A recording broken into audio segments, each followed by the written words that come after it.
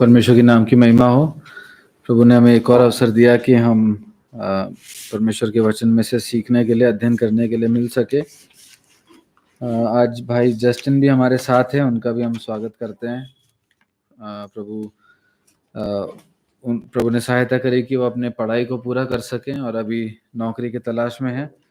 प्रभु की इच्छा अनुसार उनको नौकरी भी मिल सके, उसके लिए उनके लिए भी प्रार्थना करें। आज के कुछ देर के अध्ययन के लिए हम निकालेंगे गलातियों, उसका 6ठा अध्याय। हम अभी जैसे गलातियों की इस पत्री से अध्ययन करते आए हैं, उसी को जारी रखते हुए गलातियों 6ठा अध्याय, उस पूरे अध्याय को हम एक बार पढ़ लेंगे और उसके बाद कुछ बातों को सीखेंगे। गलातियों 6वां अध्याय, पहले हम उस पूरे अध्याय को पढ़ लेंगे और उसके बाद हम कुछ बातों को सीखेंगे। भाइयों, यदि कोई मनुष्य किसी अपराध में पकड़ा भी जाए तो तुम जो आदमी को दृढ़ता के साथ दूसरे को संभालो और अपनी भी चौकसी रखो कि तुम भी परीक्षा में न पड़ो। तुम एक दूसरे का भाग डाल और इस प्रकार मसीह की व्यवस्था को पूरी करो। क्योंकि यदि कोई कुछ न होने पर भी अपने आप को कुछ समझता है तो अपने आप को धोखा देता है। और हर एक अपने ही काम को जांच ले और तब दूसरे के विषय में नहीं, परंतु अपने ही विषय में उसको घमंड करने का अवसर होगा। क्योंकि हर एक व्यक्ति अपना ही बोझ उठाएगा। जो वचन की शिक्षा पाता है वो सब अच्छी वस्तुओं में सिखाने वाले को भागी करे। धोखा न खाओ, परमेश्वर ठट्ठों में नहीं उड़ाया जाता। क्योंकि मनुष्य जो कुछ बोता है वही काटेगा। क्योंकि जो अपने शरीर के लिए बोता है वो शरीर के द्वारा विनाश की कटनी काटेगा, और जो आत्मा के लिए बोता है वो आत्मा के द्वारा अनंत जीवन की कटनी काटेगा। हम बड़े काम करने में साहस न छोड़ें, क्योंकि यदि हम ढीले न हो तो ठीक समय पर कटनी काटेंगे।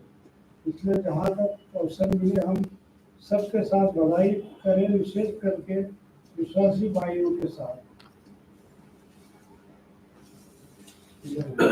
देखो, मैंने कैसे बड़े बड़े अक्षरों में तुमको अपने हाथ से लिखा है। जितने लोग शारीरिक दिखावा चाहते हैं वे तुम्हारे खतना करवाने के लिए दबाव करते हैं, केवल इसलिए कि वे मसीह के क्रूस के कारण सताए न जाए। क्योंकि खतना कराने वाले आप तो व्यवस्था पर नहीं चलते, पर तुम्हारा खतना कराना चाहते हैं कि तुम्हारी शारीरिक दशा पर घमंड करें। पर ऐसा न हो कि मैं और किसी बात का घमंड करूं, केवल हमारे प्रभु यीशु मसीह के क्रूस का, जिसके द्वारा संसार मेरी दृष्टि में और मैं संसार की दृष्टि में क्रूस पर चढ़ाया गया हूं। क्योंकि न खतना और न खतना रहित कुछ है, परंतु नई सृष्टि। और जितने इस नियम पर चलेंगे उन पर और परमेश्वर के इस्राएल पर शांति और दया होती रहे। आगे को कोई मुझे दुख न दे, क्योंकि मैं यीशु के दागों को अपनी देह के लिए भुगता हूँ। हे भाइयों, हमारे प्रभु यीशु मसीह का अनुग्रह तुम्हारी आत्मा के साथ रहे। आमीन। आमीन। परमेश्वर के पढ़े गए वचन पे प्रभु की आशीष हो। हमने इस अध्याय को पिछले सप्ताह आरंभ किया था और हमने इसके पहले और दूसरे पद में से कुछ बातों को देखा था। पिछले सप्ताह जब हमने इसमें से अध्ययन किया था तो हमने देखा था कि हमारे शरीर के अंदर, जैसा कि हमने उससे पहले भी देखा था, कि हमारे शरीर के अंदर एक युद्ध चल रहा है, एक गृह युद्ध चल रहा है, सिविल वॉर चल रहा है। वो शरीर और आत्मा के बीच में है। फिर हमने देखा था कि कुछ पाप होते हैं जो प्रकट हो जाते हैं, कुछ पाप होते हैं जो छिपे रहते हैं। छिपे हुए पापों के प्रति हमारा व्यवहार कैसा होना चाहिए, प्रत्युत्तर कैसा होना चाहिए, इस बारे में हमने देखा था। और इस 6ठे अध्याय में उजागर किए हुए पाप, या जो पाप प्रकट हो गए हैं, ऐसी कोई विश्वासी जिसका पाप प्रकट हो गया है, उसके साथ कैसे डील करना है, उस बात को हमने इस 6ठे अध्याय में शुरू किया था। हमने देखा था कि कैसे डील करना है। उसमें हमने देखा था कि मैच्योर भाई या फिर विश्वास में परिपक्व भाई उन चीज़ों को डील करें। दूसरा हमने देखा था कि वो चीज़ गुप्त में या फिर पर्दे में या फिर सीक्रेटली डील कर किया जाना चाहिए। और उसके बाद हमने देखा था कि इसको बहुत नम्रता से, बहुत प्रेम के साथ किया जाने वाला एक कार्य है। और उसके बाद हमने एक चेतावनी देखी थी कि हम खुद को भी देखें, जो इन चीज़ों को डील कर रहे हैं वो खुद भी चौकसी करें, चौकसी रखें कि तुम भी परीक्षा में ना पड़ो। हम ये चेतावनी देखी थी कि हम भी गिर सकते हैं। इस बात को याद रखने के लिए हमें इसमें पौलुस सिखाता है। उसके बाद हमने दूसरे पद में देखा था कि हमें कैसे उस व्यक्ति के साथ जो गिर गया है, जो पाप में गिर गया है, उसकी मदद करनी है, उसको उसका भार उठाने में हमें सहायता करनी है। और मसीह के व्यवस्था के बारे में भी हमने देखा था। और हमने पतरस के जीवन के उस एग्जाम्पल में देखा था कि कैसे परमेश्वर या प्रभु यीशु मसीह ने पतरस को रिस्टोर किया, पतरस पे अनुग्रह किया और उसको कैसे रिस्टोर किया। हमने इस बात के साथ इस अध्ययन को समाप्त किया था पिछले सप्ताह। आज हम इसी पत्री के इसी अध्याय के कुछ आगे के पदों को देखेंगे और कुछ बातों को सीखेंगे। उसका तीसरा पद कोई भाई पढ़ दें। क्योंकि यदि कोई कुछ न होने पर भी अपने आप को कुछ समझता है तो अपने आप को धोखा देता है। पौलुस कहता है यदि कोई कुछ न होने पर भी अपने आप को कुछ समझता है तो वो अपने आप को धोखा देता है। या सरल शब्दों में, अगर कोई अपने आप पर अहंकार करता है या फिर घमंड करता है कि मैं कुछ हूँ, है ना। हम जैसा कि शुरुआती समय में जब मसीह मंडली की बाइबल स्टडीज वगैरह शुरू हुई थी, उस समय में जेम्स भाई कहते थे कि हम जो सीखते हैं उसको हम जब लिखते हैं तो ऐसा लिखे कि मैं करके अपने आप को उस सेंटेंस में करके हम नोट्स बनाएं। तो अगर हम उसको ऐसा कहें कि अगर मैं अपने आप को कुछ हूं करके सोचता हूं जबकि मैं कुछ हूं ही नहीं, तो मैं अपने आप को धोखा देता हूं ना। I am deceiving my self if I think I am something. हम अगर सोचते हैं कि हम किसी से बेहतर हैं, कलीसिया में किसी भाई, किसी बहन, किसी परिवार से बेहतर हैं, तो हम अपने आप को धोखा दे रहे हैं। और साथ में ही ऐसा करने से हम, जैसा कि पिछले पद में लिखा है कि मसीह की व्यवस्था को पूरा करो, हम वो नहीं कर पाएंगे। मसीह की व्यवस्था क्या थी? मसीह की व्यवस्था क्या थी? हमने पिछली बार देखा था, what is the law of Christ. हमने पिछली बार देखा था, इसलिए मैं आपसे पूछ रहा हूं। हाँ जी, एक दूसरे को नहीं, मसीह का लॉ क्या था? एक दूसरे से प्रेम करो, है ना। एक दूसरे से प्रेम करो। अगर हम मरकुस उसके 12वें अध्याय में आ जाए, मरकुस उसके 12वें अध्याय, उसमें उसका 29 और 30 कोई भाई पढ़ दें। 29, 30 और 31। मरकुस 12 उसका 29, 30 और 31। यीशु ने उसे उत्तर दिया, सब आज्ञाओं में से यह मुश्किल है कि इज़राइल सुन, प्रभु हमारा परमेश्वर एक ही प्रभु है और तू प्रभु अपने परमेश्वर से अपने सारे मन से और अपने सारे प्राण से और अपनी सारी बुद्धि से और अपनी सारी शक्ति से प्रेम रखना। और दूसरी यह है, तू अपने पड़ोसी से अपने समान प्रेम रखना। इससे बड़ी और कोई आज्ञा नहीं। तो मसीह का व्यवस्था, मसीह की व्यवस्था को अगर हम देखें तो इसमें दो चीजें हैं, परमेश्वर से प्रेम करना और एक दूसरे से प्रेम करना, है ना। अपने पड़ोसी से अपने जैसा प्रेम करना। और हमने इस बात को पिछली बार भी देखा था। गलातिया की कलीसिया से कहा गया था कि, या फिर उनसे आग्रह किया जा रहा है कि तुम मसीह की व्यवस्था का पालन करो, जो कि है परमेश्वर से पूर्ण रीति से प्रेम रखो और अपने या एक दूसरे से, अपने पड़ोसी से अपने जैसा प्रेम करो। अगर हम में अहंकार होगा, अगर हम में घमंड होगा कि हम बेहतर हैं, तो अहंकार और प्रेम एक साथ वास नहीं कर सकता। हम आत्मा का फल हमने गलातियों उसके 5वें अध्याय 22-23 में अगर हम पढ़ते हैं, उसमें आत्मा का फल लिखा है, उसमें प्रेम तो आता है, लेकिन घमंड आता है क्या उसमें? घमंड आता है क्या? प्राइड आता है क्या उसमें? नहीं। तो प्रेम के साथ अहंकार नहीं आ सकता, प्रेम के साथ घमंड नहीं आ सकता। तो अगर हम में अहंकार है, अगर हम में ये सोच है कि हम बेहतर हैं, अगर मैं ये सोचता हूं कि मैं बेहतर हूं, तो मैं अपने आप को धोखा दे रहा हूं। मैं कैसे धोखा दे रहा हूं? मैं एक तो झूठ, उसमें इंग्लिश में लिखा है ही डिसीव्स हिमसेल्फ, या फिर डिसीव कैसे होते हैं? झूठ से डिसीव होते हैं, है ना?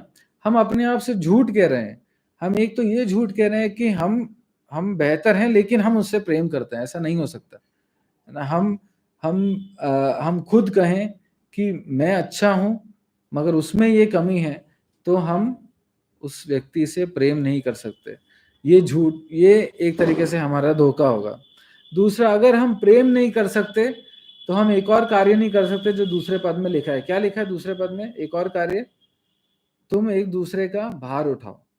हम अगर अहंकार करेंगे, अगर हम घमंड करेंगे कि हम बेहतर हैं, तो वी कैनॉट लव, हम प्रेम नहीं कर सकते, and we cannot carry the other person's burdens, हम दूसरे व्यक्ति का भार भी नहीं उठा सकते।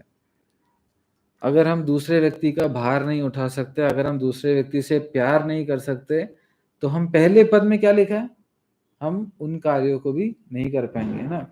नम्रता के साथ ऐसों को संभालो, है ना? हम how can we restore someone gently if we don't love them?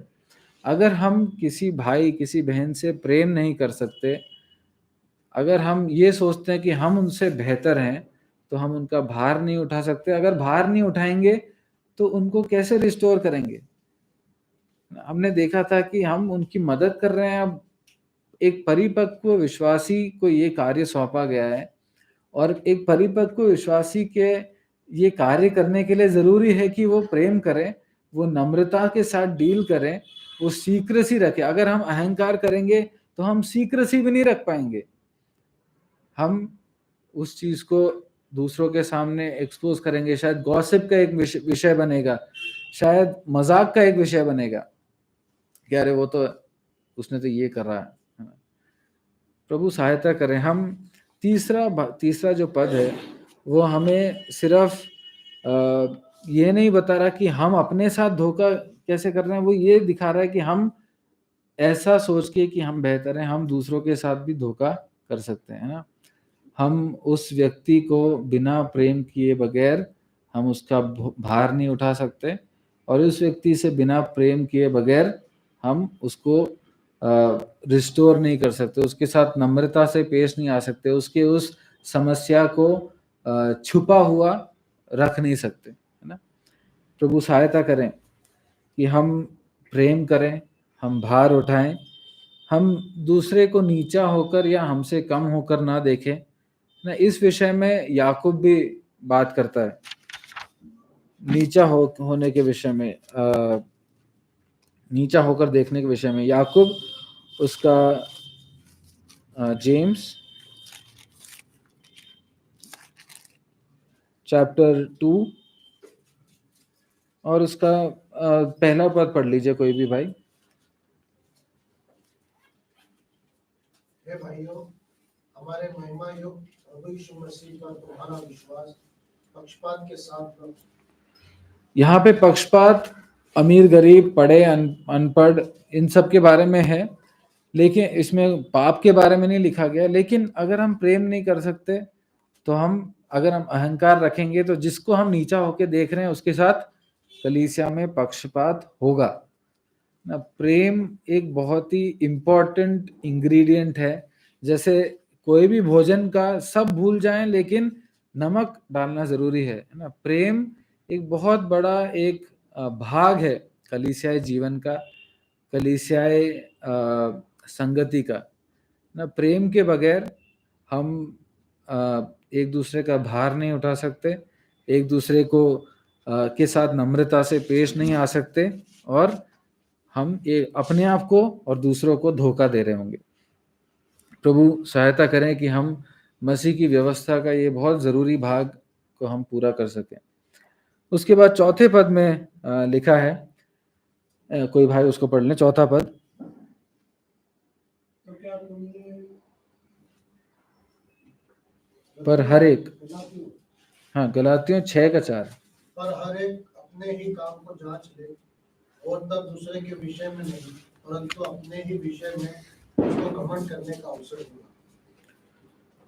हर एक अपने ही काम को जांच ले। ना, अभी हम सीख रहे थे कि हम एक दूसरे को या फिर हम अपने आप को बड़ा होकर ना समझें, है ना, हम अपने आप पे अहंकार ना करें।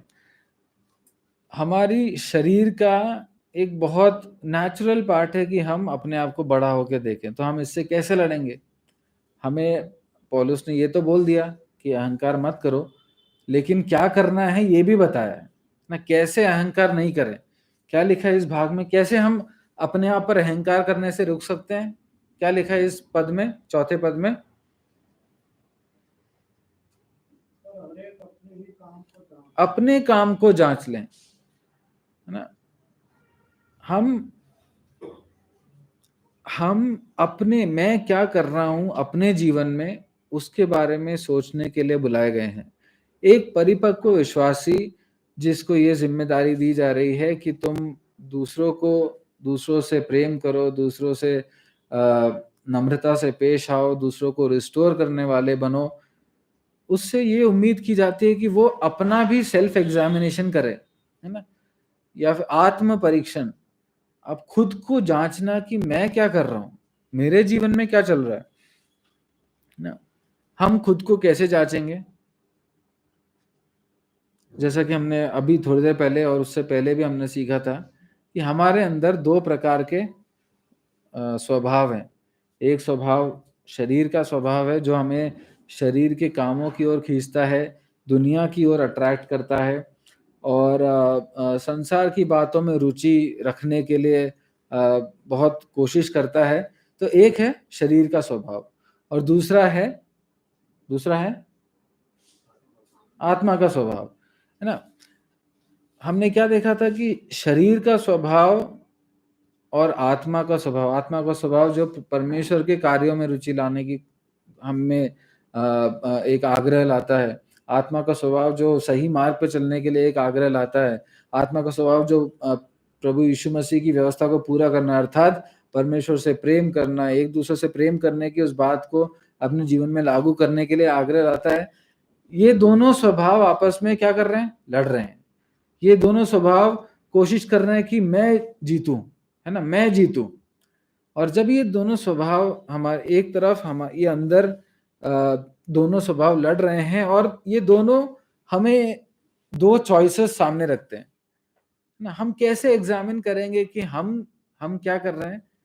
हम ऐसे एग्जामिन करेंगे कि हम अपने जीवन में देखें कि मैं क्या चूज कर रहा हूं ना, व्हाट एम आई चूजिंग। मेरे निर्णयों में, मेरे दिन प्रतिदिन के छोटे निर्णयों में मेरे जीवन के लिए बहुत निर्णायक समयों में आने वाले ऑप्शंस, चॉइसेस में मैं क्या निर्णय ले रहा हूँ, है ना। चाहे वो अपने काम के प्रति हो, चाहे वो अपने पढ़ाई के प्रति हो, इवन दिन प्रतिदिन के निर्णयों में कि मैं अभी क्या करूं, है ना। मैं अपने टाइम को कुछ देखकर टाइम वेस्ट कर दूं या मैं अपने समय को कुछ पढ़कर उसका उपयोग करूं ना। दिन प्रतिदिन के और बड़े निर्णयों में मैं क्या चूज कर रहा हूं, उससे मेरे को समझ आएगा कि मेरा जीवन कैसा चल रहा है।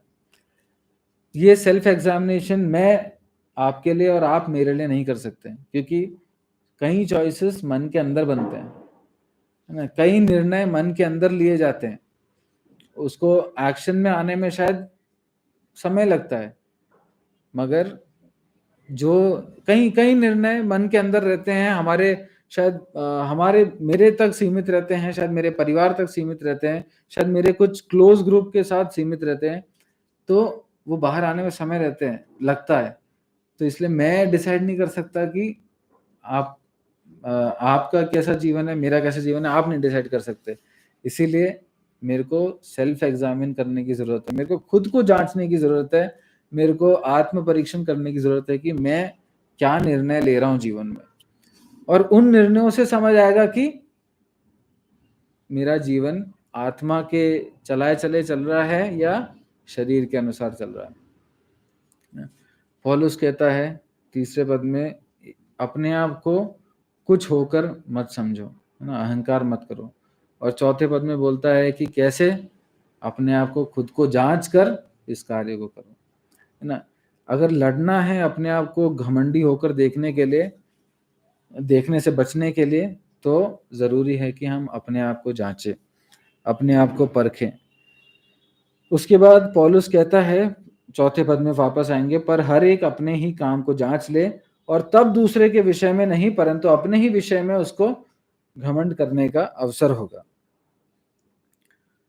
अभिमानी विचार या अहंकार से भरे विचार स्वयं को सबसे ऊपर रखते हैं, है ना, स्वयं को दूसरों के ऊपर उठाने का कारण देते हैं ना। जब अहंकार आता है कि मैं, कई बार हमारे मन में आ सकता है कि हम तो हर मीटिंग में आते हैं लेकिन बहुत लोग नहीं आते, है ना। ये एक बहुत छोटा एग्जाम्पल है कि मैं तो बहुत सारी आत्मिक गतिविधियों में इन्वॉल्व हूँ लेकिन वो तो नहीं है, तो मैं ज़्यादा बड़ा हूँ ना, मैं ज़्यादा अच्छा विश्वासी हूँ, मैं ज़्यादा योग्य विश्वासी हूँ, है ना, हमारे खुद के मन में आ सकता है।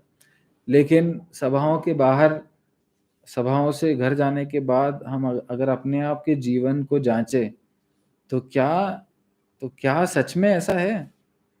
यहाँ इस कमरे के बाहर हमारा जीवन क्या सच में ऐसा है? और जब हम ऐसा जांचेंगे तब हमें समझ आएगा कि हम में भी दूसरों की तरह कुछ अच्छा नहीं है ना। अगर हम में ये विचार आता है कि नहीं फिर भी मैं अच्छा हूँ, या हम में इसमें लिखता है कि तब दूसरे के विषय में नहीं परंतु अपने ही विषय में उसको घमंड करने का अवसर होगा। ना मैं सोचा था कि अपने विषय में घमंड करने की बात पौलुस क्यों कह रहा है ना, जबकि यही व्यक्ति बाद में किसी और विषय में घमंड करने की बात करता है ना।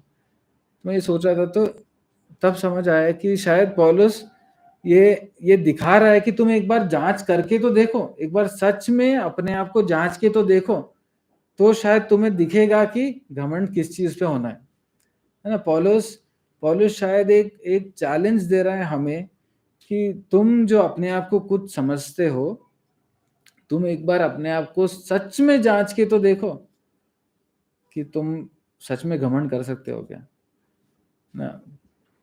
हम जब अपने आप को सच में जांचेंगे तो हमें समझ आएगा कि हम में कुछ अच्छा नहीं है, और जो है वो, अगर हम एक नई सृष्टि हैं तो वो प्रभु यीशु मसीह की देन है। अगर हम कुछ अच्छा कर पा रहे हैं तो वो प्रभु यीशु मसीह की पवित्र आत्मा की वजह से कर रहे हैं ना। पौलुस किस चीज पे घमंड करता है?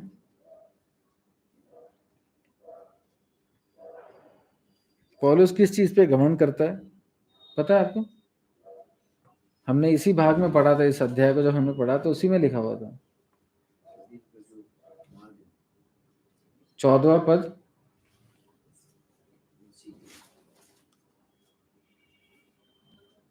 पद, जोर से पढ़ेंगे।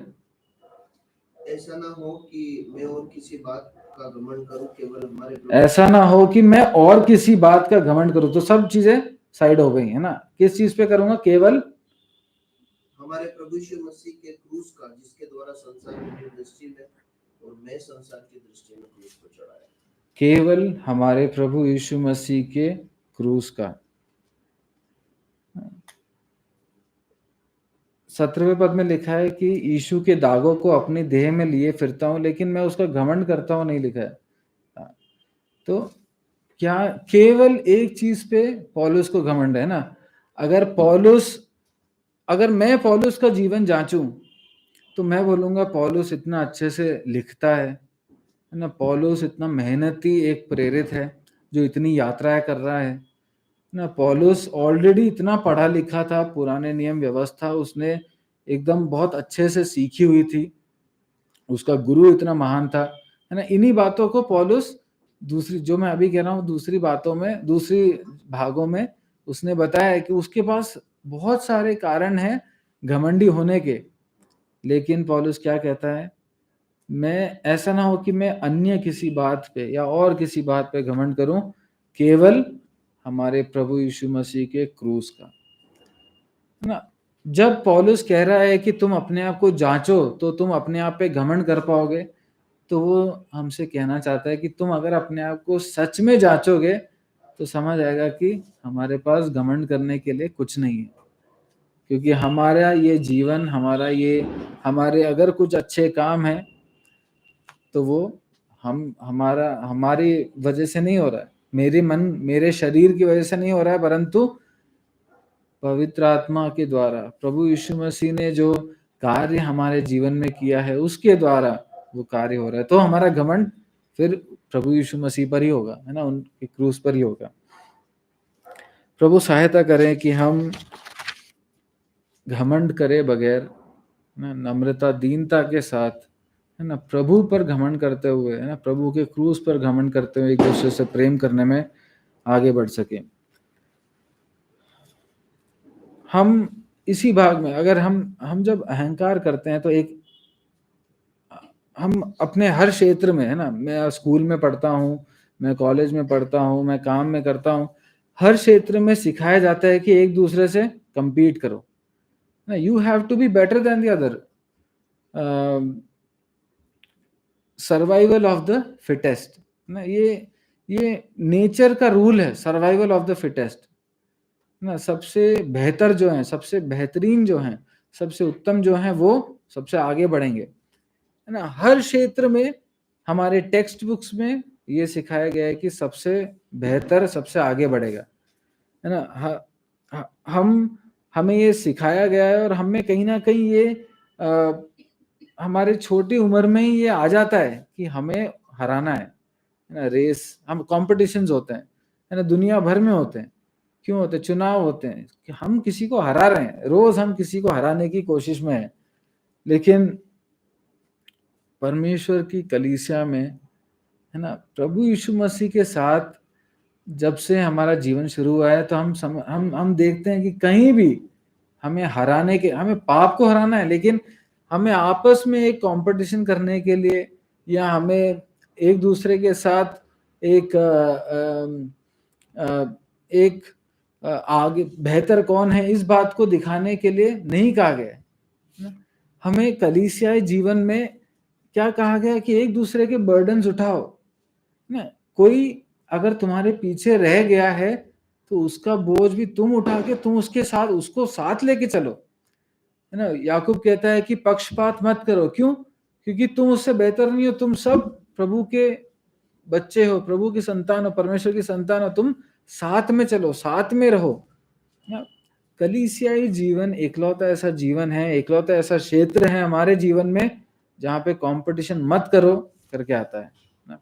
बाकी हर जगह हम चाहे नहीं चाहे, है ना, हम कई बार शायद विश्वास योग्यता के साथ अपने कार्य को कर रहे होंगे और दुनिया कहेगी कि ये बेहतर है ना। हम compete नहीं कर रहे होंगे, मगर दुनिया कहेगी कि हाँ ये बेहतर काम कर रहा है ना, ये अच्छा है, ये अच्छा है। तो दुनिया भी हमें जबरदस्ती कंपटीशन में डालती है, मगर परमेश्वर पिता प्रभु यीशु मसीह हमसे नहीं चाहते कि हम compete करें, है ना। हमसे नहीं चाहते कि हम एक दूसरे को पीछे छोड़ के आगे आगे पहुंचने के लिए दौड़ें। परमेश्वर चाहते हैं कि हम अपनी दौड़ को विश्वास योग्यता के साथ दौड़ें, है ना। पौलुस कहीं भी ये नहीं बोलता कि तुम दूसरों को पीछे छोड़ के, दूसरे भाइयों को पीछे छोड़ के दौड़ने वाले बनो। तुम अपनी दौड़ दौड़ो, मैं अपनी दौड़ दौड़ रहा हूँ ना, वो ऐसा कहता है। एक एग्जाम्पल मन में आया था इस बात के बारे में सोचते हुए कि हमारे शरीर में कई अंग है ना। लिवर उनमें से एक अंग है, कलेजा, है ना, लिवर एक उनमें से अंग है। जब लिवर खराब होना शुरू होता है तो लिवर ही खराब हो रहा होता है ना, बाकी सब अंग ठीक चल रहे होते हैं, है ना। किडनी ठीक चल रही होती है, हार्ट सही चल रहा होता है, ब्रेन सही चल रहा होता है, लंग्स सही चल रहा होता है ना। तो जब लिवर खराब होने की शुरुआती स्टेज में होता है तो बाकी सब अंग ठीक होते हैं। अगर ये अंग सोचें कि लिवर ही तो खराब हो रहा है ना, चलने दो, होने दो ना, ये इमेजिनेशन है ना। बाकी अंग अगर सोचें कि लिवर ही तो खराब हो रहा है, होने दो, तो धीरे धीरे क्या होने लगता है पता है? एक लिवर सिरोसिस का पेशेंट अगर हम देखें तो उसका सबसे पहले लिवर खराब हुआ और वो एकदम इरिवर्सिबल रीति से खराब हो गया। अब वो वापस लौट के नहीं जा सकता ना। ग्रेड 1 फैटी लिवर हो तो रिटर्न हो सकता है, ग्रेड 2 में थोड़ी बहुत इंप्रूवमेंट आ सकती है, फिर फाइब्रोसिस, उसके बाद सिरोसिस, इसके बाद कोई रिटर्न नहीं है ना।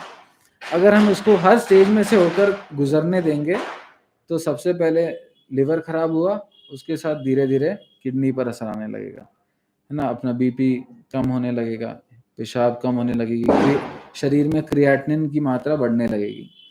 जैसे जैसे किडनी काम करना कम करेगी, वैसे वैसे शरीर में पानी इकट्ठा होने लगेगा, क्योंकि यूरिन कौन निकालता है? किडनी फिल्टर करके निकालती है। पानी इकट्ठा होने लगेगा, है ना। शरीर में जो पानी निकल जाना चाहिए था वो इकट्ठा होगा, तो पानी के साथ कूड़ा भी इकट्ठा होगा, है ना। अब जैसे पानी इकट्ठा हुआ तो हाथ पैर में स्वेलिंग आएगी, है ना, पेट में स्वेलिंग आएगा, पेट में पानी इकट्ठा होने लगेगा, फेफड़ों में पानी इकट्ठा होने लगेगा तो सांस लेने में तकलीफ आएगी। पेट में अगर प्रेशर बहुत रहेगा तो भी वो डायफ्राम को ऊपर करता है और सांस लेने में तकलीफ करता है। अगर फेफड़ों में पानी भर जाएगा तो गीले फेफड़े सांस लेने में समस्या करते हैं। जहाँ पानी इकट्ठा रहता है वहां पे इन्फेक्शन हो सकता है। तो पेट में SBB बोलता है, सिस्टमिक स्पॉन्टेनियस बैक्टीरियल पेरिटोनाइटिस, पेट में पूरा इन्फेक्शन हो सकता है ना। निमोनिया, फेफड़ों में पानी इकट्ठा हो गया, निमोनिया हो सकता है। अब उस दौरान, इस बीच में जब शरीर की सारी चीजें बिगड़ रही हैं, इतने में शरीर में अमोनिया इकट्ठा होने लगता है, ब्रेन में अमोनिया इकट्ठा होने लगता है, हेपेटिक एन्सेफेलोपैथी बोलते हैं, ब्रेन खराब होने लगता है। तब भी हार्ट सोच सकता है कि अरे मैं तो बढ़िया चल रहा हूँ। एंड में जब ऐसा पेशेंट, सब कुछ बिगड़ते बिगड़ते एंड में हार्ट भी गिव अप कर देता है और उस व्यक्ति की मृत्यु हो जाती है ना। उस शरीर में से जान निकल जाता है। शुरुआत कैसे हुआ था? एक अंग पे असर हुआ था और खत्म कैसे हुआ? मृत्यु से। हम कलीसिया को बोलते हैं परमेश्वर या प्रभु यीशु मसीह की देह, है ना, शरीर। हम एक व्यक्ति को अगर सड़ने देंगे, एक व्यक्ति को अगर बिगड़ने देंगे, एक व्यक्ति को अगर उससे प्रेम नहीं करेंगे, है ना, 49 लोग अच्छे होंगे, एक भाई बिगड़ रहा है ना, उसको ही बिगड़ने देंगे, खराब होने देंगे, उसको अपने पाप में से निकलने में सहायता नहीं करेंगे, उसको उसके बारे में गॉसिप करेंगे, उससे प्रेम नहीं करेंगे, उसके उस बर्डन को हम नहीं उठाएंगे। और अगर हम इस चीज को कंटिन्यू करते रहेंगे तो एक दिन में नहीं, एक हफ्ता में नहीं, शायद एक साल में भी नहीं, लेकिन वो उस कलीसिया का खराब होने का या मृत्यु के ओर जाने का कारण बन सकता है ना। बहुत सारी कलीसियाएं बंद हुई हैं ना। बिल्डिंगों के बंद होने की बात नहीं कर रहा, कलीसियाओं में लोगों के एकत्रित होना बंद हो गया है। अगर हम यूके जाएंगे, है ना, यूके जो क्रिश्चियन मिशनरीज निकलने वाली एक जगह थी, है ना, वहां पे आज आप कलीसियाओं की स्थिति देखेंगे तो आप वहां पे कुछ बहुत बुजुर्ग लोग हैं जो सालों से हैं, बाकी यंगस्टर्स नहीं है ना। कलीसिया की मृत्यु हो सकती है अगर हम परमेश्वर की या प्रभु यीशु मसीह की व्यवस्था को, है ना, परमेश्वर से प्रेम करो, एक दूसरे से प्रेम करो को पूरा नहीं करेंगे। प्रभु सहायता करे, हमें प्रभु बचाए, है ना। हम इन चीजों के प्रति सेंसिटिव हो, हमारे कलीसिया में क्या चल रहा है उन चीजों के प्रति हम सेंसिटिव हो, है ना। प्रभु हमारी सहायता करें। उसके बाद उसका 5वां पद, उसमें लिखा है क्योंकि हर एक व्यक्ति अपना ही बोझ उठाएगा। पौलुस ने पहले बोला कि तुम एक दूसरे का बोझ उठाओ, है ना, दूसरे पद में तुम एक दूसरे का भार उठाओ, और अब वो बोल रहा है कि हर एक व्यक्ति अपना ही बोझ उठाएगा। एक परिपक्व विश्वासी से ये उम्मीद की जाती है कि वो कुछ जिम्मेदारियों को ले। एक जिम्मेदारी कि अपने संगी भाई, अपने संगी बहन, है ना, का भार उठाओ, और दूसरी जिम्मेदारी कि तुम अपना भार उठाओ, या फिर जो जिम्मेदारियां मेरे को करनी है, जो डिसिप्लिन मेरे को मेरे जीवन में लाना है ना, जिन चीजों के लिए मैं अकाउंटेबल हूं, है ना, मेरा जीवन, मेरा इस शरीर को पाप से दूर रखना, है ना, मेरा परिवार, है ना, मैं जिस जगह कार्य करता हूं, जिन चीजों के लिए मैं अकाउंटेबल हूं, उस कार्य को भी करें, है ना। हमारा शरीर का नेचर क्या है कि वो मांगता है ना, मुझे दो, है ना, मेरे पास आओ, है ना, मेरे को चाहिए, है ना। मगर आत्मा के चलाए चलने वाला चाहता है कि दो, है ना, मैं उनको दूं, है ना। मैं अपने आप को जिम्मेदार समझूं अपने जीवन के लिए और मेरे संगी भाई बहनों के जीवन के लिए ना। प्रभु जब एक एक व्यक्ति अपने जिम्मेदारी को, है ना, कलीसिया में जब एक एक विश्वासी अपने जिम्मेदारी को समझकर अपने कार्य को करेगा, तो वो कलीसिया भी एक साथ आगे बढ़ेगी, है ना। हम सबको ये जिम्मेदारी दी गई है प्राइमरी, कि हम परमेश्वर से प्रेम करें और एक दूसरे से प्रेम करें। अगर हम इस कार्य को करेंगे तो जरूर से हम एक दूसरे के बोझ को उठाएंगे ना, तो जरूर से हम एक दूसरे के साथ नम्रता से पेश आएंगे, एक दूसरे के पापों को ढांपेंगे, है ना। पाप को ढांपने का अर्थ ये नहीं है, ये शायद पिछली बार भी भैया ने बताया, कि हम कोई पाप में जी रहा है और उसको एकदम छुपा के रखें ना। पाप को ढांपने का अर्थ ये है कि हम माफ करें और उसके पाप का मजाक ना उड़ाएं, है ना। उसको उसकी मदद करें कि वो रिस्टोर हो, ना कि उसको उसी हालत में पड़े होकर उस पर हंसे। प्रभु सहायता करे कि हम अपनी जिम्मेदारियों को कलीसियाई रीति से और इंडिविजुअली, है ना, एक एक करके अपनी अपनी जिम्मेदारियों को समझकर कार्य करने वाले बन सकें। उसके बाद आखिरी एक और बात देख के हम समाप्त करेंगे। जो वचन की शिक्षा पाता है वह सब अच्छी वस्तुओं में सिखाने वाले को भागी करे। 6 पद। एक और परिपक्व विश्वासी की पहचान यह है कि जब वो किसी से शिक्षा पाता है ना, कलीसिया के स्थानीय सेवक होते हैं, उसके अलावा अन्य जगहों से कई बार यात्रा करके कुछ सेवक आते हैं, है ना। पौलुस भी अलग अलग जगहों में यात्रा करता था। पौलुस खुद की कोशिश से कई चीजें, मतलब अपना दिन भर की रोटी मिल जाए उतना, टेंट मेकिंग, तंबू बनाने के कार्य से कुछ करता था कि ताकि रोटी तो मिले, है ना। मगर इसका मतलब ये नहीं है कि और अन्य विश्वासी उसकी मदद ना करें, है ना। चाहे वो हमारे कलीसिया के स्थानीय सेवक हों, अन्य कलीसियाओं के सेवक हों, जिनके द्वारा हम इनडायरेक्टली या डायरेक्टली सीख रहे हों, है ना। बहुत जरूरी है कि हम उनकी मदद करें, है ना। हम उनकी जरूरतों को समझकर उनकी मदद करें। वो जब आते हैं तो हम अपने स्थानों को, अपने घरों को खोलें उनके रहने के लिए ना। ये बहुत एक प्रैक्टिकल एक बात पौलुस गलातियों कलीसिया को बता रहा है, और हम जानते हैं हम उसको और प्रैक्टिस कर सके। प्रभु हमारी सहायता करें। तो अभी तक जो हमने ये 6 पद देखे, उसमें हम एक परिपक्व विश्वासी के बारे में देखते हैं, और एक परिपक्व विश्वासी में क्या क्या देखा जाना चाहता है उसको अगर हम संक्षिप्त में देखें, तो पहली बात, वो परमेश्वर से और एक दूसरे से प्रेम करने वाला होना चाहिए। वो एक दूसरों के भार को अपने ऊपर भी उठाने वाला होना चाहिए। वो अपनी जिम्मेदारी अपने जीवन के प्रति, अपने शरीर के प्रति, अपने परिवार के प्रति समझने वाला होना चाहिए, है ना। और वो दूसरों को रिस्टोर करने वाला, है ना, वापस जो गिर गए हैं उनको रिस्टोर करने वाला होना चाहिए। वो अहंकार न करने वाला होना चाहिए ना, वो दीन होना चाहिए, वो नम्र होना चाहिए, वो अपने आप के जीवन को जांचने वाला होना चाहिए ना, और वो अपने जो उन्हें सिखाते हैं उनका ख्याल रखने वाला होना चाहिए ना। प्रभु सहायता करें